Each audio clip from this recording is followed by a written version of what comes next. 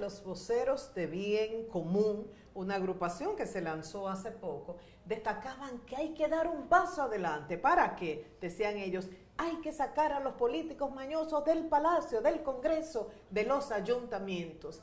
Y enumeraban una serie de propuestas que uno podría aplaudirlas, pero generalizar que todos los políticos son mañosos, a mí eso me dolió. Pensando en hombres y mujeres serios y serias de todos los partidos, que los hay y yo los conozco.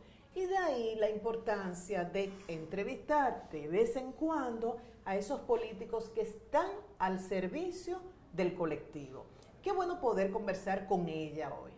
Llegó al Congreso con 29 añitos, es diputada del Partido Revolucionario Moderno, representa a la provincia de Santo Domingo a la circunscripción número 5 y desde ya ha hecho una diferencia y la gente la distingue, la gente la admira, la respeta y sabe que ella es diferente, no importa que tú estés en otra organización política.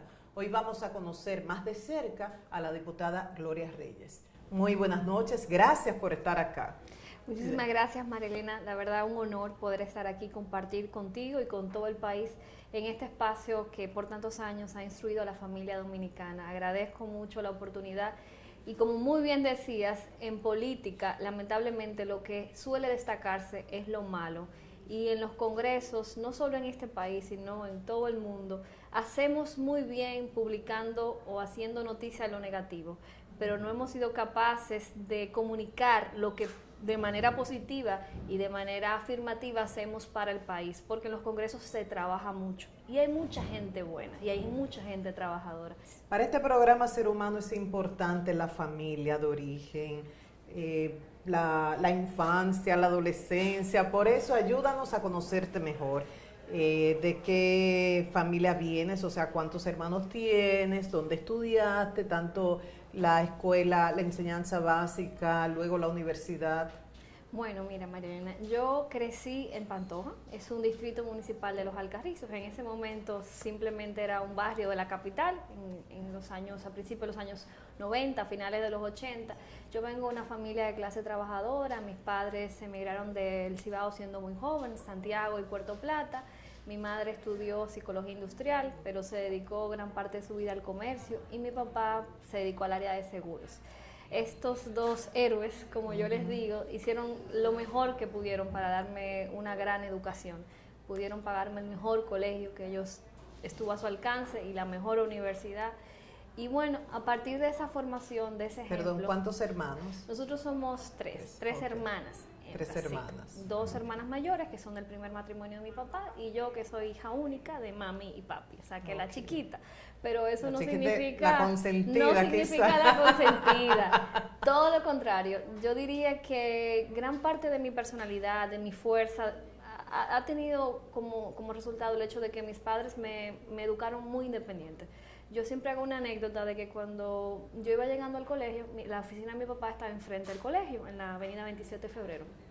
Cuando mi papá me cruzaba todos los días al colegio. Pero cuando yo iba llegando ya casi a la acera del otro lado, mi papá me soltaba las manos para que yo cruzara sola. Qué bien.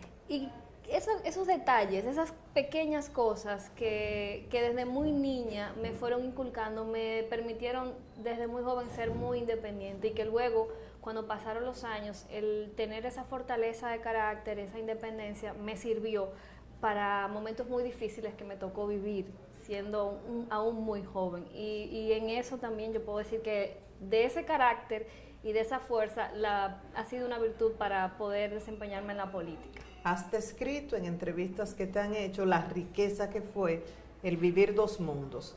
Lo que tú veías con tus compañeros en el sector, Pantoja, correcto, y lo que veías con tus compañeros, claro, en el colegio donde te educaste. Definitivamente eran dos mundos. Es como, bueno, yo aprendí desde chiquitita lo que era la desigualdad social sin conocerla, porque vivía en una comunidad donde no había calles asfaltadas, donde no había agua potable, donde casi no había servicio de luz. Y entonces estaba en un colegio de clase media donde había muchachos que todos vivían en urbanizaciones en el centro de la ciudad. O sea que mis amiguitos del colegio eran unos y mis amiguitos del barrio eran otros. Y en ese momento me di cuenta que no era la misma calidad de vida que tenían, a pesar de que eran mis amigos. Entonces, creo que eso sí fue construyendo en mí una conciencia de que no era justo, que yo entendía que todo el mundo tenía que vivir igual. Claro. Obviamente ahí siendo muy inocente, pero sí creo que eso me sirvió para involucrarme mucho en servicios sociales, en trabajar en voluntariados, como que tratar de hacer cosas para ayudar a los demás. Y creo que en gran medida ha dependido de esas condiciones de mi entorno que me hicieron consciente de que yo también podía hacer algo para que fuera diferente el mundo, y aunque fuera con algún niño o niña que yo conociera en mi barrio, que le pudiera ayudar o que le pudiera dar algún consejo, pues eso servía para hacer el mundo mejor. ¿Y por qué la política? Bueno, definitivamente yo crecí en un hogar político. Mi padre fue un dirigente medio por muchos años en el anterior partido al que militamos, que era el PRD, y mi mamá también lo acompañó en ese proceso. Mami se enfocó mucho en la parte comunitaria y social, en las juntas de vecinos, pero siempre estuvo colaborando, eran como un equipo. Y yo puedo decir, María Elena, que la política era el espacio que nos unía como familia. ¿Ah, sí? Sí, a diferencia de lo que le pasa a mucha gente, que sus padres hacen política y lo que hacen es que los divide del núcleo familiar. Pero papi y mami de repente estaban en una actividad y yo estaba de arete porque, bueno, ¿con quién me iban a dejar? Entonces yo desde muy chiquita absorbiendo. Claro, o sea, todo. fue el mundo en el que yo crecí. La carrera que estudié fue porque yo quería hacer política. Las decisiones que tomé ya como adulta, las maestrías que hice, la gente que conocí, todo fue enfocado porque yo quería seguir ese camino que vi en mis padres y que me enseñaron desde luego con una visión muy íntegra, de mucha ética. Mi papá me decía, mira esta situación que a mí se me dio, me contaba él porque pasábamos mucho tiempo, pero como yo soy una persona seria, yo no acepté eso. Yo pudiera tener dinero con esta situación, pero yo no la acepté. Entonces, eso también tiene un valor importante para mí, el que no solo seguir el liderazgo de mis padres, de ambos como políticos, sino también su ejemplo. Que hoy yo pueda caminar en los Alcarrizos, en Pantoja, en Pedro Brán, y que la gente me diga, tu papá fue un hombre que hizo esto por la comunidad, que siempre estaba con nosotros, a pesar de que no pudo llegar a ningún cargo político, siempre estuvo al servicio de la gente.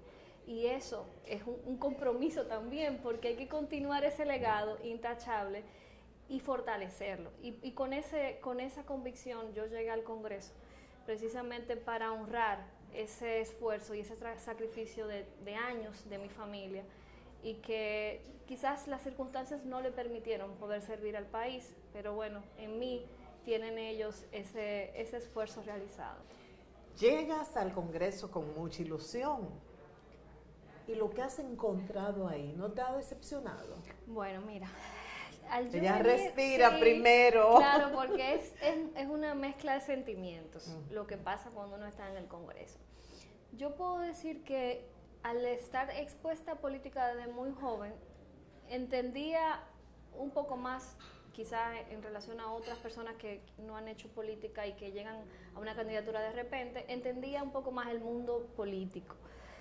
El Congreso tiene sus particularidades y, como a veces yo digo, es la mejor representación del pueblo dominicano, porque ahí hay de todo. Son 190 ciudadanos y ciudadanas que representan el país y todas sus clases sociales, porque hay de todo. Hay diputados que tienen muchos recursos económicos, hay diputados que simplemente son pobres, o sea, aunque no lo creas, sí lo hay. Sí. Hay que son muy estudiados, hay que no tienen una formación académica, hay que son buenos, hay que no son tan buenos, hay de todo. Hay mujeres, hay hombres, hay jóvenes, y es una gran representación de lo que es el país. Yo puedo decir que del Congreso lo que no me gusta es la burocracia. Es cuando cosas neurálgicas y tan fundamentales para el desarrollo del país se paran por intereses particulares o porque simplemente la dinámica legislativa retrasa las cosas. A veces yo hago bromas con los colegas y digo, es que pareciera que en el Congreso no se puede caminar y masticar chicles, porque si estamos trabajando la ley de partidos políticos, ese es el tema centro, y los demás temas neurálgicos como el Código Penal, como el Código Civil, como la ley de violencia contra las mujeres, es como si no hubiera espacio para discutirlo, aunque hay comisiones, aunque hay un trabajo diferenciado de cada una de las áreas, pero de repente los temas, las grandes agendas nacionales, sobre todo políticas, absorben todo. Y eso es una pena, de verdad. Tus grandes temas como diputada, ¿cuáles son tus prioridades? Hay algunos aspectos de protección de derechos humanos en los cuales tenemos que avanzar. Dentro del tema de género y juventud hay dos temas que se combinan y es relacionado al embarazo en adolescentes y a las uniones tempranas. Estos han sido mis dos temas bandera en estos 2 años. Nosotros libramos una gran lucha en el Congreso para eliminar las uniones tempranas y el matrimonio infantil desde el Código Civil. En Cámara de Diputados lo logramos en 2016, pero lamentablemente al llegar al Senado perimió y aún este código está pendiente de aprobar. Y debo decir, María Elena, que por el único artículo, el único tema que el Código Civil no ha sido aprobado es porque hay legisladores que se oponen a que se elimine las dispensas para que niñas y niños se puedan casar con autorización de sus padres. ¿Cómo es posible? Para que el público entienda, el código establece cualquier niña, aún menor de edad, puede casarse si el oficial otorga una dispensa por causas atendibles, que eso lo incluye todo. Todo, lo que el criterio de ese juez. O sea, un político de 60 años se quiere casar con una niña de 14. Un extranjero, por ejemplo. Detrás de esto hay muchos casos de trata de niñas que incluso su familia, y lo trágico de esto es que su familia se la vende. Por algo económico, se la vende, porque tampoco uno puede juzgar a esa familia, falta de... No, y nosotros como legisladores, ese rol esencial que tenemos es de proteger al ciudadano, y en este caso proteger a los menores y a las menores, porque pasa en caso de niños también, de adolescentes. Entonces, esas son de las cosas que uno dice, bueno, y esta es la política, y de eso se trata el Congreso, de tener situaciones tan dolorosas y tan difíciles para el país y que perjudican tanto a nuestra niñez, y que porque la interpretación de ciertos legisladores es tal que perjudica su visión, entiendan que no debería eliminarse esto del código. Bien, pues muchísimas gracias, diputada Gloria Reyes. Ojalá que podamos compartir pronto y que la divinidad te dé mucho discernimiento para que sigas siendo una diferencia en el Congreso o en el espacio donde te coloque la vida. Muchísimas gracias, María. Gracias. Cuando regresemos vamos a compartir con Bote Leche.